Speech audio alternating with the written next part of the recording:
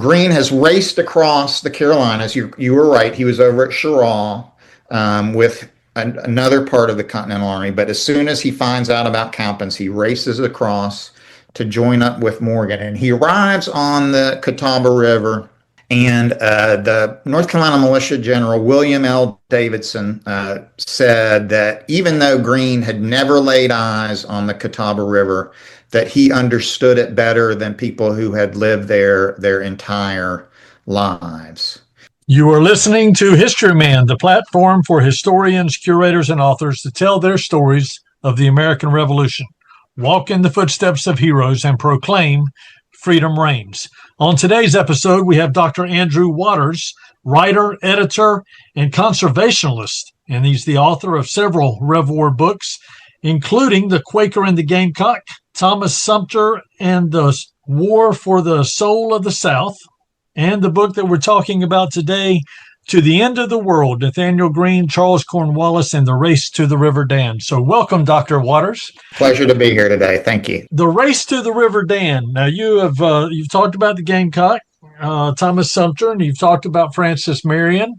The Race to the River Dan. This is kind of tying in the Battle of Cowpens, the exit out of South Carolina and going into North Carolina and trying to get away from Cornwallis. Talk to me a little bit about how can we get your books and then the genesis of this particular book. Yeah, thank you. So number one, all of my books are available on Amazon, pretty much any major online platform. Or you can ask your local bookstore to order it for you. They probably aren't going to have it in stock, but they certainly have access to it through their ordering system. So, I mean, I always want to try to support the local bookstores, but you can also get them online as well. Very good. Now, as far as the Race to the Dan, I kind of first was exposed to this part of American Revolution history after I had moved to Spartanburg in 2013 to take a job at the Land Trust there. And I started getting very interested in all of the American Revolution history that had gone on in the upstate, which was something I really hadn't been exposed to before I actually moved to South Carolina. And one of the things that I did was I checked the book called The Road to Guilford Courthouse by John Buchanan out of the Spartanburg Public Library. And I read that book, and that book really has had a huge impact on my life. It kind of helped me kind of put together some ideas about different book ideas that I could try to write myself. And, you know, I've been fairly successful in doing that. I've written 3 books now. And Buchanan really was the original inspiration for that. And one of the things that Buchanan writes about in The Road to Guilford Courthouse is this period of the war called the Race to the Dan. And typically when you hear about the Race to the Dan, kind of maybe in like a Ken Burns documentary or something like that, it's really focused on the first 2 weeks of February 1781 when Greene is retreating from Guilford Courthouse in North Carolina up to across the Dan River with Cornwallis and the British Army really in close pursuit. But from the perspective of living in Spartanburg, I kind of saw the way to expand the story to include what happened at the Battle of Cowpens and how the Battle of Cowpens was really the launching point for the Race to the Dan. It really put into motion all of these subsequent events that created the circumstances that led to the Race to the Dan. So when I read Buchanan, I kind of had this vision for this book about the Race to the Dan that included the Battle of Cowpens. And what happens at the Battle of Cowpens is that Morgan is able to take, I forget how many British prisoners, around 800, I think. And Cornwallis is really relying on those soldiers for this planned invasion of North Carolina that he's been working on for quite a while now. And this is all part of the British strategy to try to regain control of the South, to try to force the Americans into some kind of resolution for the American War. So Cornwallis has pretty successfully taken South Carolina. Now he's getting ready to move into North Carolina, but Morgan really upends all of these plans at Cowpens, and Cornwallis really becomes desperate to get these prisoners back. So the book is really following this chain of events as Cornwallis kind of sets off after Morgan. And then eventually Greene is kind of comes back into the picture, and he reunites with Morgan and tries to get the American army out of harm's way during January and February of 1781. And I think we can certainly argue that had Cornwallis been able to come up behind on Greene during this retreat, that in all likelihood Greene would have either A, been forced to surrender, or B, would have been defeated by Cornwallis, who had a pretty big superiority in manpower at this point. So, we can argue that if Cornwallis had won the race to the Dan, then you and I might be sitting in a British province today instead of America. A bit of a stretch, but we can argue that. So that's one reason why the race to the Dan, to me, is one of the most exciting periods of the American Revolution, but also because it's a very dramatic, kind of tension-filled period. Greene is able to pull off a series of escapes at the rivers of the Carolinas. And we'll get into that in just a minute about why he's able to do that. I would imagine there's several phases to this. Certainly, Nathaniel Greene was, I believe, over towards Camp Providence or Cheraw, somewhere over there on the eastern side of the Catawba River. So he's coming west, and of course Morgan is coming out of Cowpens, and he's got all the prisoners. You've got the Catawba River. You've got to get over. I would imagine Morgan has to get over that. That would be the first phase. That was a close call right there, even in the first phase of that race. Yes. Well, so one of the interesting things about Cowpens is that as Tarleton was pursuing Morgan, Cornwallis was supposed to be bringing his troops, his detachment up the east side of the Broad River to cut off Morgan's retreat. Now, Cornwallis isn't able to do that. He gets delayed. But one of the things that's interesting to me is that Morgan actually crosses to the north of the Cowpens battlefield at a place called Island Ford, and the British didn't really know the river system the way that the Americans did. Obviously, the Americans had a lot of local militia there with them that were giving them some of their intelligence, but this really throws Cornwallis off. He's assuming that Morgan's going to cross at a place called Cherokee Ford, which was the main crossing on the Broad River. That's kind of where he heads after he finally gets his army organized and then is able to start this pursuit. So Morgan's kind of superior understanding of the river and the surrounding countryside is really what helps him kind of achieve his escape from Cowpens after he's able to defeat Tarleton. Who was with Morgan at the time when he's trying to get to Nathaniel Greene? Yeah, well, Morgan, obviously, Cowpens was a combined militia and Continental Army victory. He had militia from North Carolina, South Carolina, Georgia. They were all there, playing an important role in the victory at Cowpens. But a lot of those militia kind of filter off back to their homes after the battle. So Morgan is really now kind of down to his Continental troops, which is mostly his Maryland and Delaware infantry.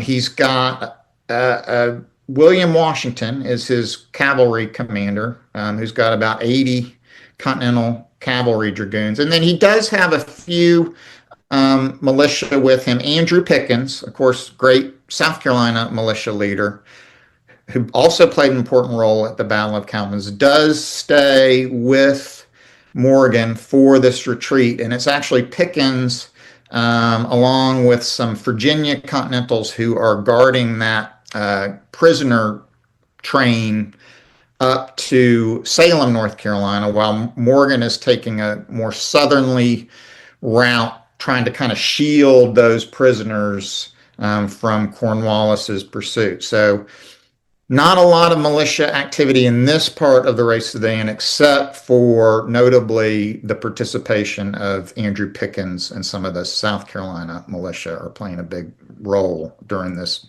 first part of the retreat. In modern, I guess, nomenclature or the modern way of looking at tactics, they talk a lot about center of gravity. And I do think it's interesting from that standpoint that Morgan understood that the prisoners were going to be a center of gravity of this particular battle that might be happening, or that Cornwallis was coming after him because of that, and that he shielded those prisoners on a more northern route between him and Cornwallis. So what happened when they got to the Catawba? Yeah, so one of the things that really fascinated me about this story when I first read it in Buchanan, I think it really kind of drew me in, was the fact that even before Greene gets down to take command of what they called the Southern Department of the Continental Army, the troops that were in the South, he had sent 3 survey teams to survey some of the rivers in North and South Carolina. He had sent a team to survey the Catawba River. He had sent a team to survey the Yadkin River, and he had sent a team to survey the Roanoke River, including the Dan, which is one of the major tributaries to the Roanoke. And Greene was a master logistician. I mean, he was a master at supply and kind of moving supplies, figuring out how to get supplies. He had just come off a term as the quartermaster general for the Continental Army. And he was really studying these rivers as a way to move supplies up and down the Carolinas, because the Carolina road system was so notoriously unreliable. But these survey teams, this information that he's collecting through these survey expeditions, really pays off for him during the race to the Dan. And there's a great anecdote from part of the story that occurs on the Catawba River. Greene has raced across the Carolinas. You were right. He was over at Cheraw with another part of the Continental Army. But as soon as he finds out about Cowpens, he races across to join up with Morgan. And he arrives on the Catawba River, and the North Carolina Militia General William L. Davidson said that even though Greene had never laid eyes on the Catawba River, that he understood it better than people who had lived there their entire lives. And Greene is really able to capitalize on this understanding of the way that the Catawba River functions kind of in heavy rains. That's one of the pieces of information he was collecting. You know, how long after heavy rain does the river rise to a point where it can't be forded? And then how long does it take for the river to go back down to the point where it can be forded? And he's using that information to deduce where Cornwallis is going to try to cross the Catawba River. And he gets it. He nails it. He figures out exactly where Cornwallis is going to try to cross at a place called Cowan's Ford. And he sets up his militia there at Cowan's Ford, not so much to fight the British Army, but to try to delay the British Army as much as possible. And meanwhile, he sends the troops that were under Morgan over towards the Yadkin River, which is kind of the next barrier that the Continentals are going to have to get across. But just as he predicts, Cornwallis gets to the Catawba River. It's been raining throughout this period, but Cornwallis decides to try to cross the army at Cowan's Ford. And there's a battle there called the Battle of Cowan's Ford, which we don't hear a lot about today.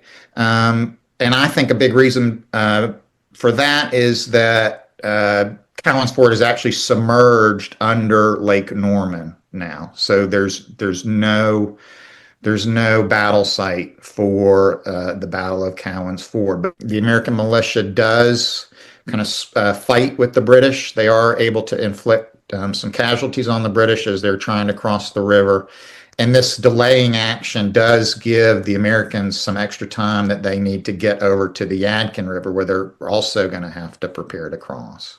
The Americans lost a pretty substantial general in at Cowpens Ford, though, right? That's right. The Militia General William L. Davidson, who was also a Continental officer. He had been a Continental officer earlier in the war. Knew Greene and Morgan from that service. He was someone that they could put their trust and faith in because they knew of him as a Continental officer. But Davidson is the one who's really leading this militia resistance at the Battle of Cowpens Ford. And sadly, kind of for his legacy, he is shot and killed in this battle. So Davidson dies at the Battle of Cowpens Ford.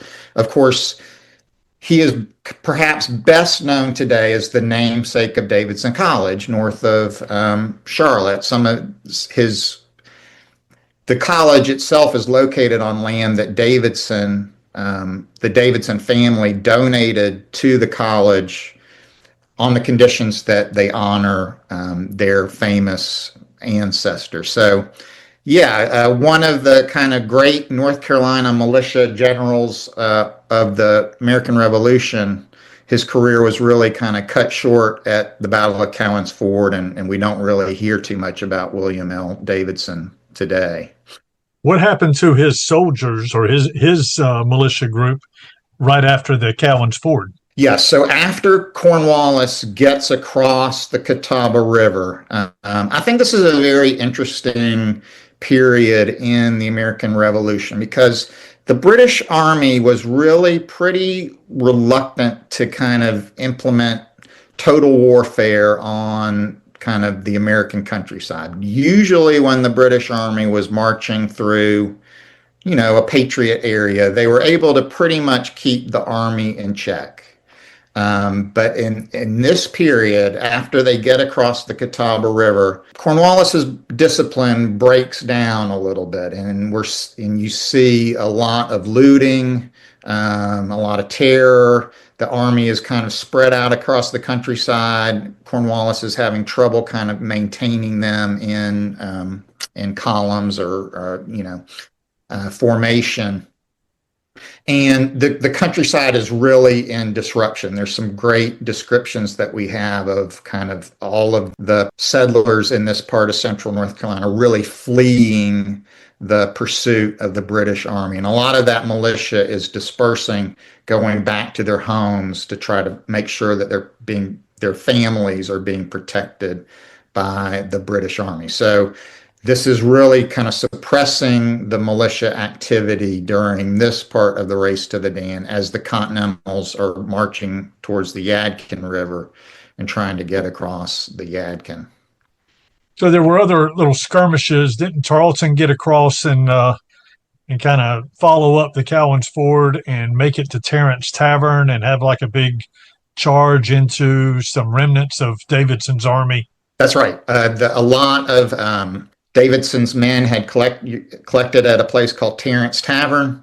A lot of these settlers who were kind of fleeing the British pursuit had kind of congregated there as well. Of course, Tarleton and his mounted dragoons show up there and attack this congregation of militia and families and really terrorize the people who are there at Terrence's Tavern. And this is also kind of really disrupting the militia organization in central North Carolina.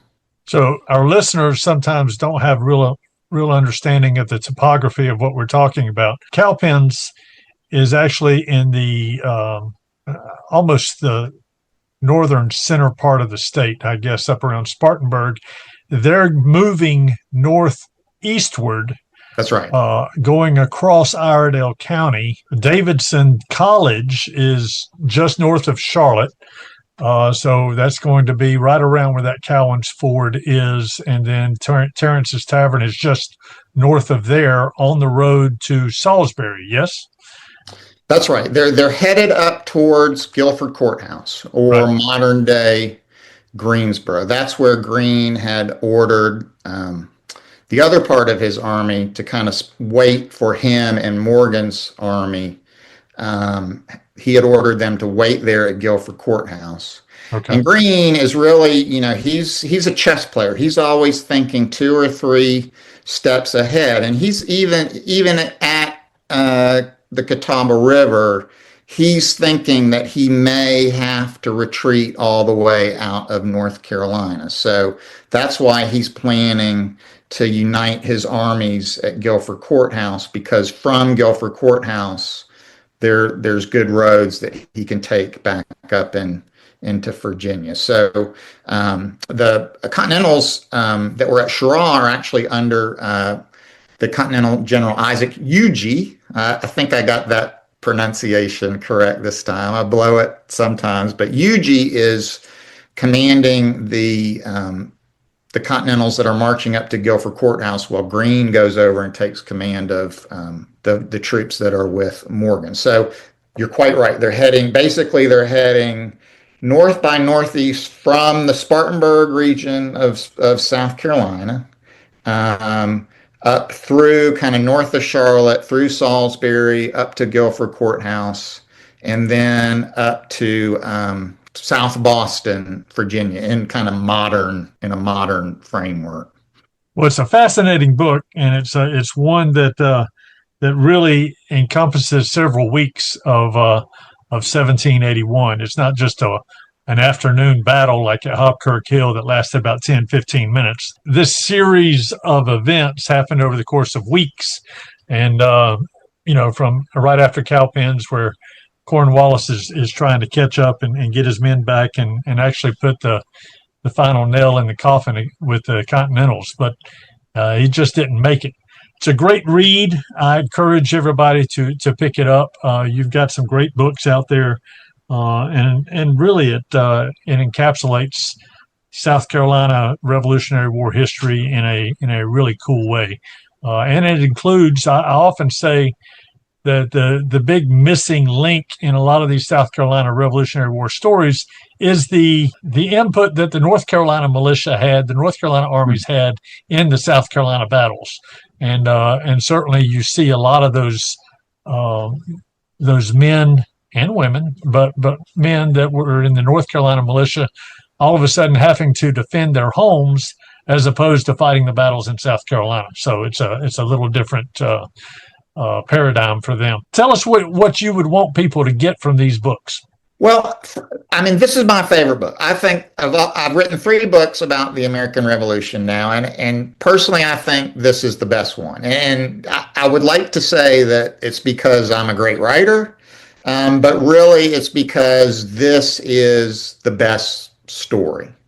If you think of kind of like your classic narrative structure, your classic 3-act narrative structure, this really fits the bill. We've got kind of an exciting beginning, a dramatic middle act, second act, and then a very satisfying resolution when Greene is able to really outfox Cornwallis and escape across the Dan River. So, maybe, if you've got somebody who's like, oh, another American Revolution history, give me a break. How can you stand to read another one? Maybe give them this book, because I think this book is good history, but it's also a great story. So we reached a point in time in our episode where we ask all our guests the same question: what does freedom mean to you, Dr. Waters? Yeah, and a very interesting question. And one of the things that I have kind of gained through my interest in the American Revolution and in this period of history is a bit of an insight into the mindset of the colonial American, the colonial mindset. And this was really a period when citizens, mostly men, but also women, were really kind of bought into this idea of virtue, that if you're going to be a productive part of society, you had an obligation to be a constructive part of that society. And we see this in the American Revolution, where these men like John Rutledge, Richard Caswell, Thomas Sumter, Francis Marion, certainly, these were men that played a variety of civic and military roles. They were leaders in the militia, they were leaders in the army, but they were also leaders in their local government. They were leaders in their local communities. And to be kind of a gentleman or someone of status in the 18th century meant that you had to play an active role in your community. You had a responsibility to give back to your community. And this idea of virtue really went hand in hand with the idea of liberty or freedom. If you wanted kind of the rights to live and own your property and kind of be free, not be subject to the arbitrary rule of some kind of king who's supposedly been endowed with powers by some divine right, then you had to step up and you had to take the place of the king. You had to be a part of your government. You had to be a part of your community and your society and play an active role. And I think we really lost that perspective, that virtue and freedom go hand in hand, that freedom is not an absolute right, that it comes with the responsibility to take part in your community, to take part in your governance, to help other people and to try to understand their perspective. So, that is, when you ask me that questions, that's what I'd like listeners to come away with, this idea of virtue and how the 18th century citizen kind of looked at the idea of freedom as one that also comes with responsibility. Very good. Dr. Waters, I heard you speak at the Sumter County Museum. How can people reach you, and then how can they get your book? Yeah, so I do have a little website. It's nothing great, but it's got my contact information there. It's at andrewwaters.net. You can call my phone number, email. Most people just email me. That's the easiest way to get a hold of me. My two latest books, Backcountry War, which is my most recent book, and To the End of the World. If you can't get it at your local bookstore, I would recommend going to my book publisher, who's West Home Publishing. They've got a pretty sweet little discount there on the website that you can get if you subscribe to their monthly email newsletter. And West Home has been good to me, so I buy it directly from them. But if not, they're easily found on Amazon. I do have an author page on Amazon, or you can just search by the title of the book. So the books are out there, pretty easy to find. But yeah, I love speaking to the public. I tell people, I really don't make much money as a Revolutionary War author. What I get out of it is getting to go to places like Sumter, where we had a great crowd, and engage and interact with people who often know as much about the Revolutionary War, if not more about the Revolutionary War than I do. And I always try to leave plenty of time for discussion in my presentations, because I find that really helps kind of get the group going. That kind of helps create some good group energy as part of my presentation. So yeah, I would love to come and speak to your group about my books and about the American Revolution in the South. Well, you're an engaging author and an engaging speaker, and I know that people will love to reach out to you on that. Thank you for showing up for us today. Thank you for telling us about your book, and we look forward to seeing you again out here. Anytime, Eric. Thank you.